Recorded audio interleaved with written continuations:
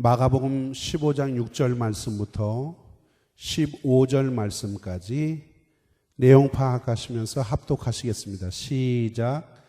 명절을 당하면 백성이 구하는 대로 제수 하나를 놓아주는 전례가 있더니 밀란을 꾸미고 이 밀란에 살인하고 포박된 자 중에 바라바라 하는 자가 있는지라. 무리가 나아가서 전례대로 하여 주기를 구한데 빌라도가 대답하여 가로되 너희는 내가 유대인의 왕을 너희에게 놓아주기를 원하느냐 하니 이는 저가 대제사장들의 시기로 예수를 넘겨준 줄 알미로라. 그러나 대제사장들이 무리를 충동하여 도리어 바라바를 놓아달라 하게 하니 빌라도가 또 대답하여 가로되 그러면 너희가 유대인의 왕이라 하는 이는 내가 어떻게 하랴. 저희가 다시 소리 지르되 저를 십자가에 못 박게 하소서. 빌라도가 가로되 어찌미뇨 무슨 악한 일을 하였느냐 하니 더욱 소리 지르되 십자가에 못 박게 하소서 하는지라. 빌라도가 무리에게 만족을 주고자 하여 바라바는 놓아주고 예수는 채찍질하고 십자가에 못 박히게 넘겨주니라. 아멘. 오늘 본문에는 밀란을 꾸미고 그리고 살인죄를 범한 강도 바라바라고 하는 한 인물이 등장을 하는데요. 그런데 이 바라바라고 하는 이 사람의 죽음을 둘러싸고 나타나는 그 세 부류의 아주 중요한 선택이 있었음을 오늘 본문 속에서 우리가 확인할 수가 있습니다. 오늘 저는 바라바의 죽음을 둘러싸고 나타나는 세 부류의 중요한 선택이 무엇이었는지 살펴보면서 예수 그리스도의 순환의 의미를 함께 묵상해 보려고 합니다. 첫째로 바라바를 둘러싸고 나타나는 선택에는 누구의 선택이 보이냐 하면 빌라도의 선택이 보입니다. 빌라도의 선택입니다. 십자가의 사건을 만들었던 아주 중요한 배역 가운데 한 사람이 바로 빌라도지요. 그렇지요, 빌라도예요. 역사적으로 기독교회가 고백해온 사도신경 가운데는 이런 구절이 있지요. 본디오 빌라도에게 고난을 받으사. 우리는 사도신경을 고백할 때마다 본디오 빌라도를 생각합니다. 십자가의 주님의 고난을 생각할 때마다 동시에 우리는 빌라도의 얼굴을 떠올리지요. 그렇지요? 아마 빌라도는 예수님 다음으로 십자가 사건에 있어서 아주 유명해진 그런 인물이라고 이야기할 수 있을 것입니다. 빌라도는 이 십자가 사건으로 인해서 자기 자신에게 얼마나 괴로웠는지 이 사건 속에서 그는 자기의 충분한 고뇌를 우리에게 보여주고 있습니다. 그는 10절에 보시면 대제사장들이 예수님을 시기해서 자기에게 넘겨준 줄을 알았다고 그랬습니다. 또 그는 14절 이후에 보면 예수님께서 무죄하다는 사실을 이미 알고 있었습니다. 그리고 자기의 아내가 재판 직전에 보내준 메시지를 통해서도 예수님이 죄가 없다는 사실을 이미 받았습니다. 그럼에도 불구하고 빌라도는 무엇을 선택하느냐? 바라바를 선택하고 예수님을 그들에게 십자가에 내어준 그런 모습들을 선택하게 됩니다. 빌라도는 자신이 이 군중들의 물리적인 압력을 이기지 못했어요. 그래서 무리가 원하는 대로 바라바를 놓아주고 예수님을 십자가에 못 박습니다. 왜냐? 만약에 혹 이 군중들의 요구를 들어주지 않는다면 혹시 군중들이 일으킬지도 모르는 그런 폭동이나 그런 밀란을 미연에 방지하기 위해서 군중들의 물리적인 압력에 굴복한 그런 선택을 빌라도는 내리고 맙니다. 15절을 한번 보시지요. 15절에 읽겠습니다. 시작.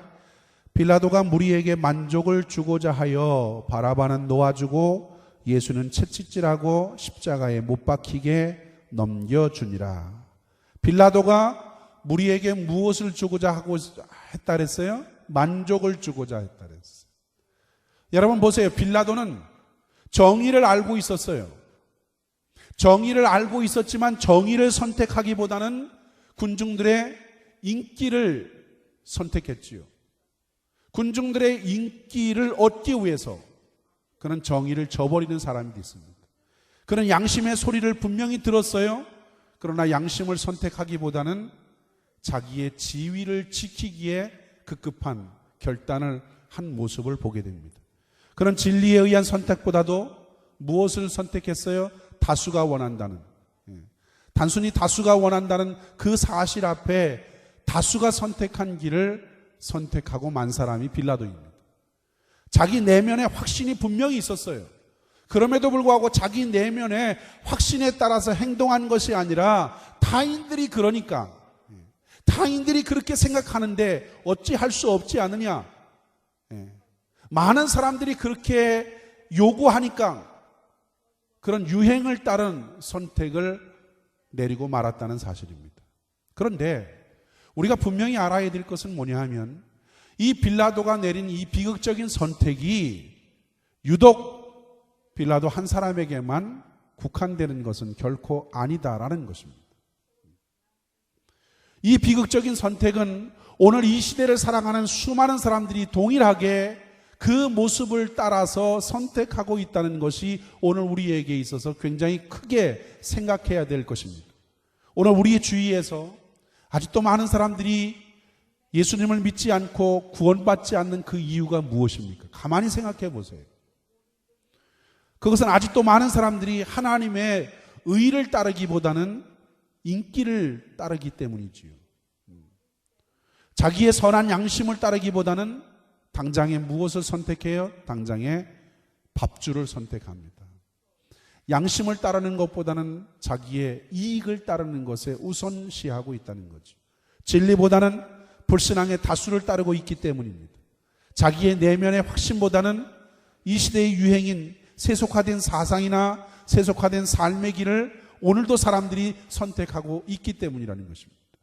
그런데 하나님보다도 사람의 시선을 더 의식하기 때문에 아직도 그 사람들은 예수 믿기를 주저하고 있다는 것입니다. 그렇다면 믿는 사람들은 어떨까요? 믿음의 삶을 산다고 하는 사람들의 모습들은 과연 어떨까요? 오늘도 주님 앞에 구원받은 사람들이 아직도 주님 앞에 자기의 자신을 참으로 내어주지 못하고 그 주님 앞에 자신을 충분하게 진실하게 주님 앞에 드리지 못해서 주님을 섬기지 못하는 그런 이유가 뭘까요? 왜 아직도 수많은 사람들이 예수님을 주로 고백했음에도 불구하고 그 주님 앞에 진실한 마음으로 최선을 다해서 자신의 삶을 헌신으로 충성으로 주님 앞에 드리지 못하는 원인이 무엇이라고 여러분들은 생각이 드십니까? 많은 사람들은 오늘도 바르게 살아야 된다는 것 알고 있습니다. 정직하게 살아야 된다는 것 누구나 다 알고 있습니다. 모르는 사람 없어요. 그럼에도 불구하고 정직한 삶을 살지 못하는, 바른 삶을 선택하지 않는 그런 이유가 어디에 있다고 보십니까? 자기의 이익을 선택하기 때문입니다. 빌라도가 선택한 그 비극적인 모습은 오늘도 동일하게 우리의 삶 가운데서 재현되고 있다고 이야기할 수가 있습니다. 그래서 빌라도의 선택은 유독 빌라도 한 사람만의 선택은 결코 아니다라는 거예요. 빌라도의 선택은 단지 이 시대를 살아가고 있는 많은 사람들의 어리석은 불행한 선택을 대표하고 있는 선택일 따름이라고 이야기할 수가 있습니다. 그래서 성경은 우리에게 이렇게 가르쳐주고 있지요. 너희는 이 세대를 본받지 말라. 이 세대를 본받지 말고 이 세상을 사랑하지 말라. 이 세대, 진리를 따르지 않는 세대, 정의를 따르지 않는 세대, 다수가 반드시 진리는 아니지요. 그렇지요? 많은 사람이 옳다고 주장하는 것이 결코 옳은 것만은 아닙니다. 인기가 반드시 정의가 될 수가 없어요. 유행은 때로는 우리의 삶 속에, 우리의 마음 속에 가장 중요한 확신을 저버리게 만들